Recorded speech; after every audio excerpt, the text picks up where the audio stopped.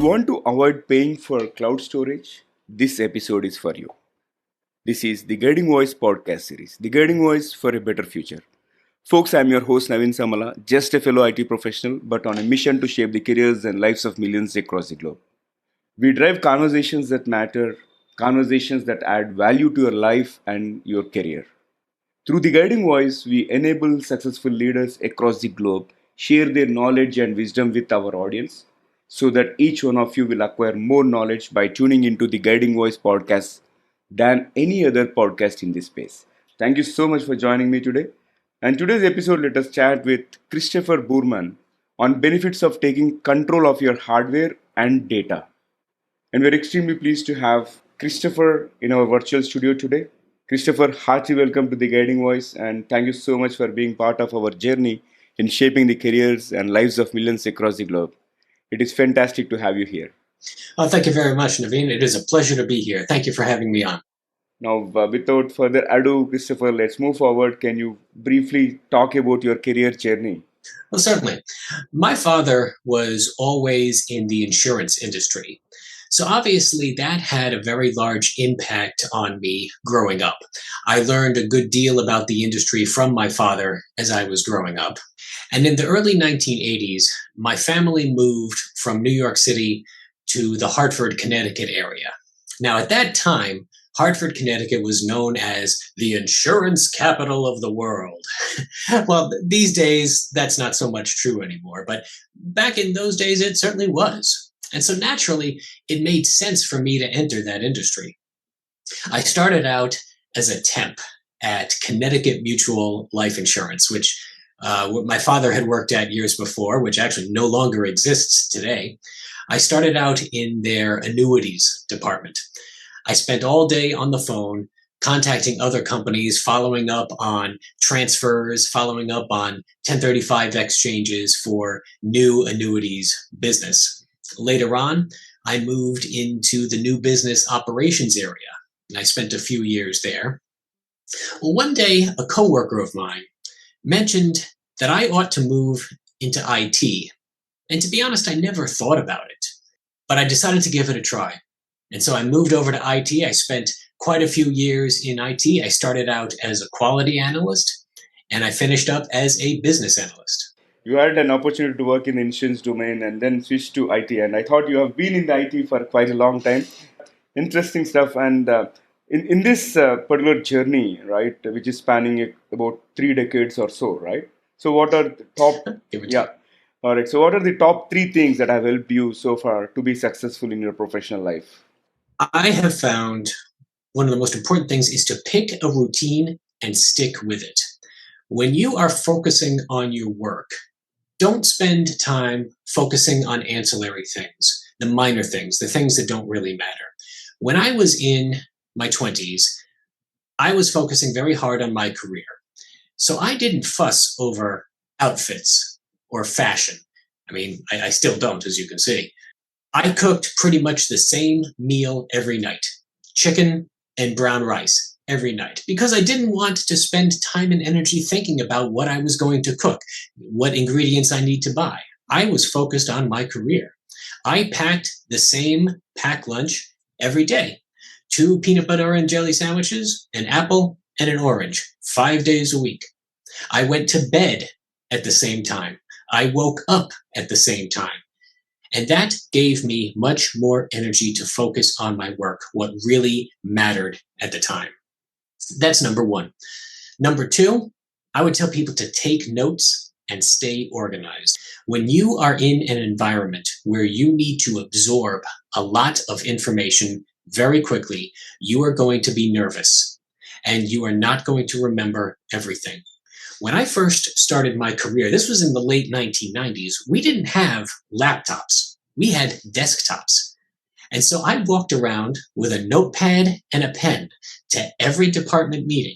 When I needed to have a conversation with a coworker and I walked over to their desk, I would take my notepad and pen with me and I would write things down. And I would ask people to repeat things. I would ask people to explain things that I didn't understand. And sometimes they would have to explain it to me 3, 4, 5 times before I understood it. But I would write it down when I did understand. Now, Today, it's a very different story. We have laptops. We have Microsoft OneNote, which I feel is an absolute godsend. I've been in my current job for 5 months. I'm still very much in the learning phase, and I'm still very much taking notes. Another tool that I use to stay organized is using the tasks feature in Outlook. If I have tasks that I need to accomplish every single day or once a week, I set up a recurring task in Outlook. And the first thing I do when I sign on in the morning, I go through what I like to call my morning rounds. I go through each and every task. And when I'm done, I check off that task and a new task is automatically generated for the next day. That has been tremendously helpful for me to stay organized. The third, and probably the most important, is communication skills. Know your audience. Try to see your message from their point of view, and then try to think about how it could be misinterpreted. Because when it comes to text, either a text message or an email or a document, there is so much opportunity for your message to be misinterpreted, especially the ones that are crafted in haste or anger. Not thinking through what you're going to say is a great way to make a problem worse. I used to think that emojis were unprofessional and had no place in business. That was 20 years ago. After 20 years of experience, after 20 years of misunderstandings and arguments, I can tell you one smiley emoji can turn the tone of an entire conversation around. It can prevent an argument from happening. I have a very different opinion now. Picking a routine, staying organized, communication. Out of these three, I think I'm following all of them. This is a great match. In fact, especially on the routine part, like I have a schedule defined for myself and I follow that diligently. So is the case with usage of OneNote. In fact, I am a big fan of OneNote and everything that I discuss during the meeting that gets entered there, and it helps me stay organized. Yeah, thanks for bringing that up. So definitely, audience, in case if you haven't tried OneNote, that's a wonderful tool which will help you stay organized by capturing a lot of information out there. And beautiful thing is you don't have to save the document automatically; it gets saved, and you can also insert pictures. Likewise, it has so many options to capture the meeting minutes and so many different useful options. So definitely worth giving a try. All right, so Christopher, now moving on to the core of today's topic. Like you are so passionate about this hardware, right? How did it all start? Like, did it happen during your When, childhood or? Yeah. yes, it did, as a matter of fact. In the very early 80s, my father borrowed a Radio Shack TRS-80 from his job. And I think I used it more than he did. I immediately became hooked on programming in BASIC. Now you have to understand, this was 1981, 1982. Years later, I got myself a Texas Instruments 99 4A for myself. And I was programming on that. Of course, I was a child, so I wasn't creating anything very substantial, but it was fun. It was enjoyable. Computers for me became what cars were for other young men. I enjoyed watching them become ever more powerful. And then from there, my interest in computers branched off into other gadgets like digital audio players and then finally smartphones. The ability to have so much power at one's fingertips, it's a thrilling sensation. Of course, I wasn't using this power for anything noble. Most of the time it was just for games. But it was certainly exciting to watch these trends, particularly in the early 80s when the growth was absolutely parabolic. All right, so that's quite interesting, and I love the analogy of comparing computers with cars. Right? It is in fact true, and really curious about what kind of speeds that we are going to achieve in the computing space and all. Because earlier I started with a 10 gigs hard drive, and today we have 1 terabyte, but it seems to be not sufficient, right? You're absolutely correct. It always seems to be an arms race. Yeah. Every time there is a breakthrough in processing power, people find new ways to fill that space and make greater use of it. And soon what was thought of as cutting edge is now insufficient. Hmm. And we talk about Moore's law, how processing power doubles every 18 months. But columnist John Dvorak mentioned there's another corollary to that law, not just processing power, but storage. Storage capacity also increases, doubles just about 18 months. The first hard card that my father bought, we were living in Connecticut at the time, was 5 megabytes. That was the hard drive, 5 megabytes, not gigabytes, megabytes. And that was a large amount of storage at Yeah. that time. Yeah. Indeed. It's amazing to watch. Yeah. And now, can you shed some light around how to improve the hardware performance? Yes, I would encourage anyone, if it even remotely interests you, consider building your own computer. This is probably my second or third computer that I've built that I'm using now. And yes, it is a challenge at times, but I have found it to be a very terrific, rewarding learning experience. Now, I want to caution people, I do recommend having another working PC or at least a tablet or a smartphone, for Googling hardware issues when you run into trouble. But building your own PC allows you to select the components that you want without also having to pay for components that you don't need. Dale Carnegie said, begin with the end in mind. And that goes for any project, and building your own PC is no exception. Decide in advance what you're going to be using this computer for, and that will drive your requirements. Let's say you want to use your computer primarily for storing movies and music. Maybe you have a ton of Blu-rays, downloaded movies, CDs that you want to rip. Obviously, hard drive is going to be the main focus of your build. You're going to want to have a large hard drive. Maybe you'll want 2 or 3 to serve as backups. But for just streaming media, RAM and the CPU are not going to be that much of a concern. On the other hand, if you're a gamer, that's different. CPU, RAM, graphics card, those are all going to be much more of a concern. Building your own PC gives you much more control over your system. You might even save a few bucks, but you will learn a lot in the process. I remember purchasing and building this assembled PCs like way back in early 2000 and all. But as the time progressed, these companies have started selling hardware which is sealed. For example, my old laptop which I currently use, that has the RAM slot which is sealed. I cannot expand my RAM anymore, which means companies are forcing me to buy another model, not letting me to expand it as per my usage and all. Likewise, there are so many restrictions in case if you go for the company made and company assembled laptops and all. And definitely, I think assembling our own computer would definitely be a great help, right? So moving to the next part of our conversation, Christopher. Nowadays, we are paying a lot towards cloud storage, right? One Mm-hmm. perfect example which I can relate to is Google Photos. Originally, they started with Yes. unlimited storage for Google Photos, and everyone got used to it.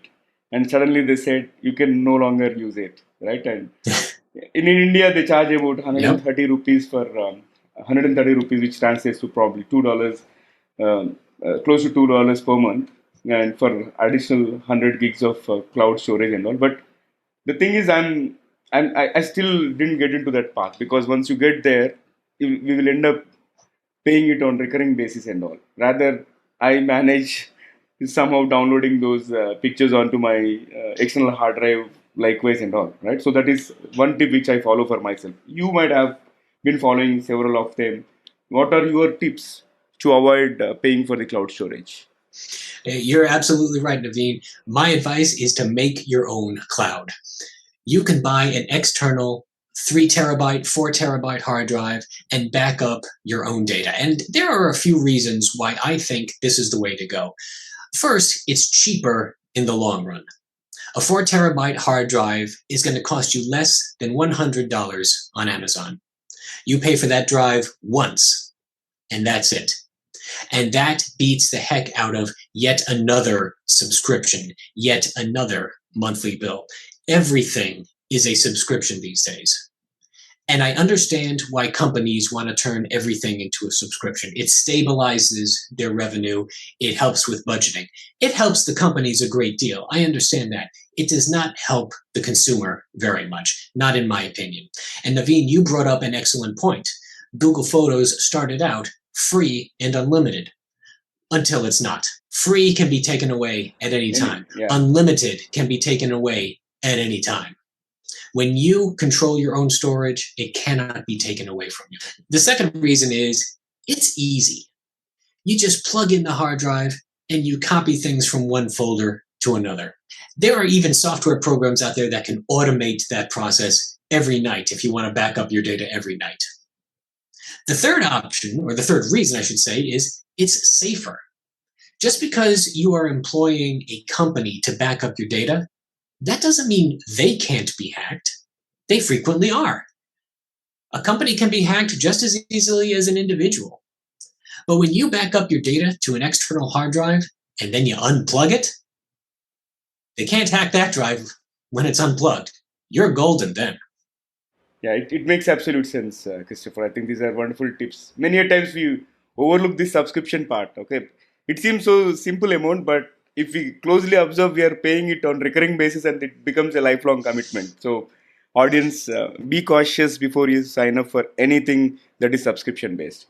Now, I'm interested to know some tips around antivirus. Okay, any free antivirus software that you recommend? As a matter of fact, I don't use antivirus, and I'll tell you why. The best antivirus starts with the operating system.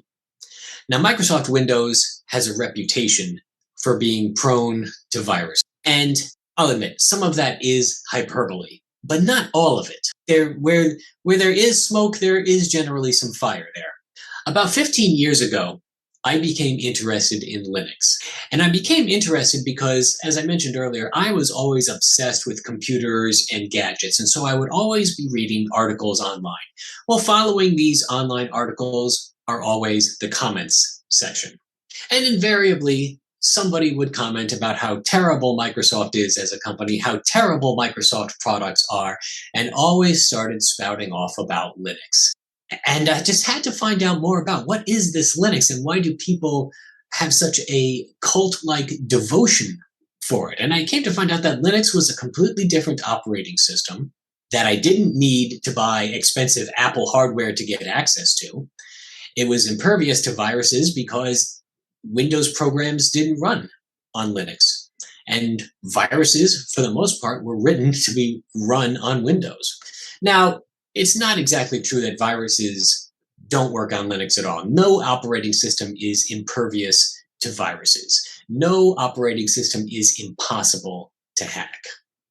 But for something that is very highly resistant to viruses, for an operating system where not a whole lot of people are even writing viruses for, oh, and did I mention that this includes a full suite of Office applications? And did I further mention that all of it was absolutely free? I was intrigued. And so I learned how to partition a hard drive. I learned how to dual boot my PC, and I started with a distro called Mandrake back in the day. This was probably around 2002. I was in grad school at the time, and I actually wrote a bunch of my term papers using OpenOffice at the time. Today, I use Linux Mint, which is widely regarded as the most accessible, easiest to learn Linux distro. It is rock solid. It is professional. It has exactly what I need. And thanks to Steam, I can now even play some of my Windows games on Linux as well. So I really don't have a reason to go back to Windows. I concur with you. In fact, I have gone with the dual installation of Windows and Linux way back in 2005, 2006, and I found it useful. But yeah, definitely Linux systems are something hard, virus resistant, and we don't need external software, okay, to protect them. Wonderful point. All right, so Christopher, before we move into the trivia section, are there any hardware or software tips that you'd like to share with our audience? Anything else? I would say educate yourself. Don't make an impulse purchase when it comes to electronics or software. Decide really what you need, why you need it. Explore all the alternatives. Don't buy into the hype. Ask for advice, ask experts, but in the end, take the time and make your own decision deliberately. You will spend far less money, you will spend far less time, and in the end, you will be much happier with the result. Great tips and wonderful conversation so far. So let's add some spice to the episode, and I'll quickly kick off the rapid fire round, Christopher, with your consent. Yeah, can you share your childhood fantasy with our audience? Every childhood fantasy is rock star. I wanted to be the next Kurt Cobain. That wasn't going to happen. So then I wanted to be the next Bob Dylan. But to be honest, lately I'm kind of getting older and I'm starting to settle into my own skin. And now I'm pretty happy being me. Interesting. And again, there is no right time or wrong time to start, right? So still you have chance to be a rock That's star. right. Where there is breath, there is hope. Wow, I love that statement. Moving to my next one. What is the best piece of advice that you have received so far? My father told me when I was a child, you don't have to like it, but you do have to accept it. And I took that to heart, especially the I don't have to like it part. I have learned to accept what comes my way, but by golly, I don't have to like it. And folks are going to hear about how much I don't like it, but I will accept it. I won't try to fight it. That can sometimes usually be a losing battle and a complete waste of energy. Quite interesting. Moving to the next one. Can you describe yourself in just one word? Ugh. I'm not sure how to spell that word. I think it might be Yiddish. All right. Most days, that's how I describe it. Ugh. But I'm learning to accept myself. Indeed, we have to. What is the worst technology that you came across, or any crap gadget? One that comes quickly to mind is Lotus Notes. Mhm. I'm not saying that Microsoft Outlook is perfect because it is not, but I worked at a job for about 3 months and they used Lotus Notes. And it was such a chore. I found the interface to Lotus Notes to be so confusing. It seemed like a software program that was trying to be both an email system and yet somehow document storage at the same time. I found it very difficult to navigate. I found the color scheme to be very loud and confusing, and it really slowed down my productivity. Yeah, you made me nostalgic by mentioning about Lotus Notes. I heard when I went to the computer class for the first time. I think way back in 1998, and that again, I don't think it survived too long in the market. If I'm not wrong, it stayed maybe probably up to a decade or so. But I think Outlook you're has been right. a leader. Yeah, great rapid fire so far, and let me fire the last bullet, which is my favorite question. What is one electronic gadget that you would like to see or invent yourself? Without a doubt, replicators from Star Trek. Replicators are the ultimate 3D printer. You just speak to the computer what you want, and it makes it for you right then and there. Now, I would probably be dead in 6 months because I'd be replicating cake and ice cream and soda all day, every day. But I would die at 400 pounds, but at least I would die with a smile on my face. But replicators, if someone can invent that, they are going to change the world. I bet. Maybe not for the better, but it'll change the world, all right. Absolutely. All right. So fantastic rapid fire, and I thoroughly enjoyed every bit of it. And before I let you go, one final question for today's conversation, Christopher. What will be your one piece of advice to those aspiring to make big in their careers? I would say define in advance at the beginning, what does big look like? What does success look like to you?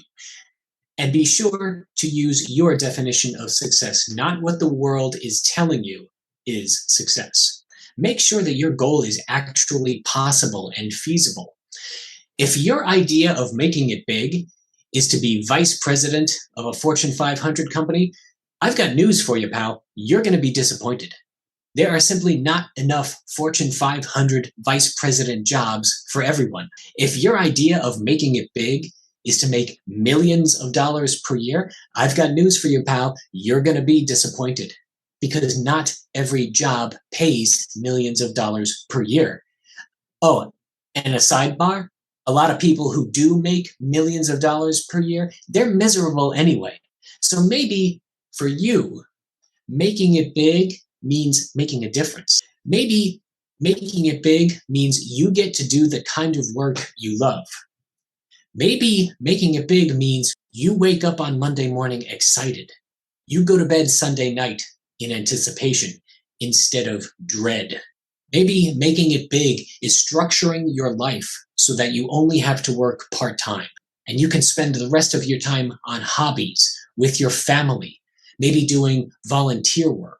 Define what success looks like to you and make sure that it is actually possible. So it's not all about money, it's about the impact, and everything comes with its own cost. Solid Amen to set that. of such a solid advice, and thank you so much. I thoroughly enjoyed every bit of this conversation, and thank you so much, Christopher, for being part of the guiding voice journey in shaping the careers and lives of millions across the globe. I really appreciate you taking time and sharing your wisdom with our audience. And this has been a great value added conversation. Well, thank you very much, Naveen. I had a great time, and thank you for having me on. All right, so pleasure to host you, Christopher. And folks, before we move into the trivia section, here is a request to you. In case if you haven't subscribed to us, please subscribe from the app where you have tuned in from. Also, if you have loved this conversation and think that it would benefit any of your friends or colleagues, request you to share with them. All right, now let's hop into the trivia segment of today's episode. Today we spoke a lot about hardware and how to, and also software and how to avoid paying for the cloud storage and how to build a computer which performs very well and how to build our own cloud storage. And also, I thought I would ask you a question related to the hardware. So, what was the first computer system that used color display? I know you are thinking, but let me tell you, it was Apple one, which had the first computer, which had the first color display. Interesting, isn't it? So, folks, in case if you have any tips related to taking control of your hardware, software, or anything to avoid cloud storage or subscription based software, I would look forward to your comments either through social media or on the YouTube video comments, or maybe you can email me at theguidingvoiceforyou@gmail.com. And in addition to that, if you have any topic recommendations or speaker suggestions, feel free to reach out to me. Thank you so much for joining me. And I'm your host, Navin Samala, just a fellow IT professional on a mission to shape the careers and lives of millions across the globe. Looking forward to see you all in the next episode. Until next time, bye bye. Thank you so much. Take care. Be safe.